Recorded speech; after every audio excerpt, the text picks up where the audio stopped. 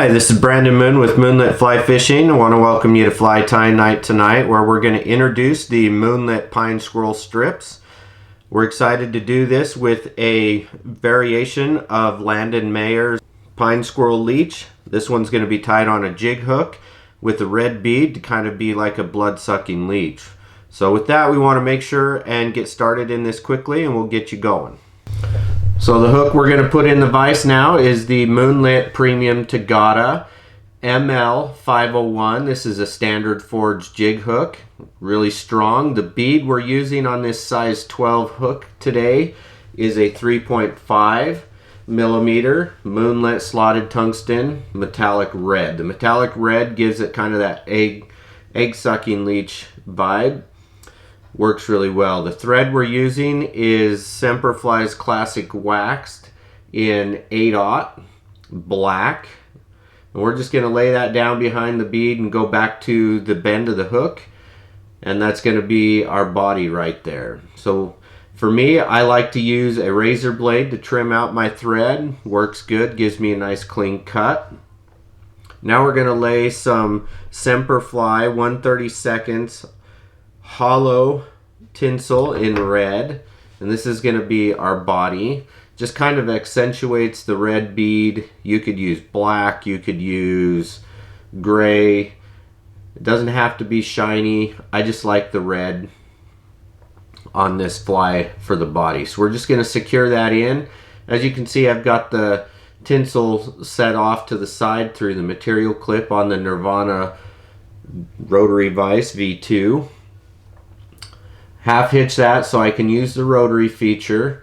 Now I'm just going to take that tinsel and I'm just going to wrap a nice clean smooth underbody. You can see I need to kind of untwist that tinsel so that it is easier to lay flat on my hook. We'll wrap that all the way up into the bead of the hook here, and that's going to give us a nice good underbody for this fly. As soon as we get this wrapped all the way up into the bead, we're going to take our thread and secure that down by locking it in place over the top, and then always one in front or two, just to make sure we secure and lock that in, so if anything happens, we're in good shape. Next, what we're going to do is we're going to take some pine squirrel. We're using the black, and I've already pre-stripped this and measured it, but you want 2 hook lengths in length on this.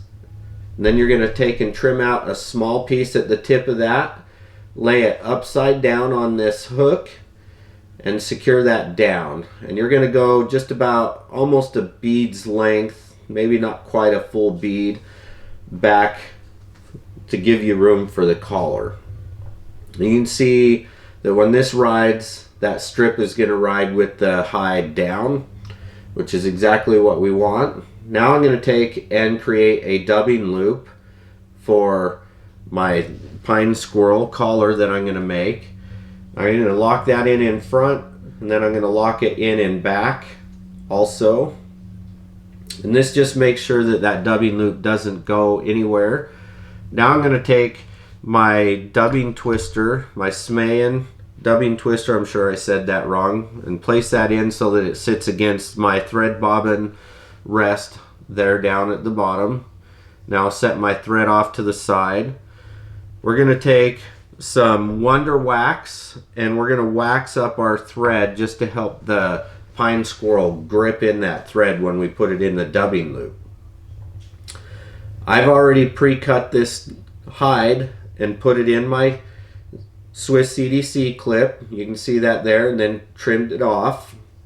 And I just put a small little bit in the tip and cut down the hide. Now I'm going to split and open up my thread, and you can see how it's going to help grip that pine squirrel by having that wax in there. I'm just going to take and twist this up with the dubbing twister now. And once you've got this twisted up, you can take a tool and just kind of brush it out. I don't usually do that because I'm just tying this up real quick.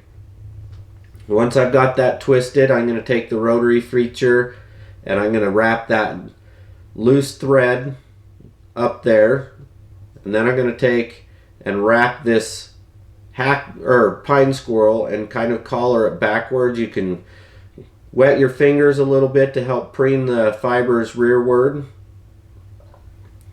We're just going to palmer this with each wrap just to kind of get that pine squirrel fiber to lay back over the collar. And I like this over ostrich just because it gives a little bit more life and taper to this fly as well. So we're going to wrap that all the way up in. I'm going to use the tag end of that dubbing loop just to kind of help create that collar and palmer back a little bit more there. Now we'll take our thread, or we'll just take and secure that dubbing loop piece off. 2 underneath, 1 in, then we're just going to clip that out. Again, I use a razor blade. This is the cleanest way for me.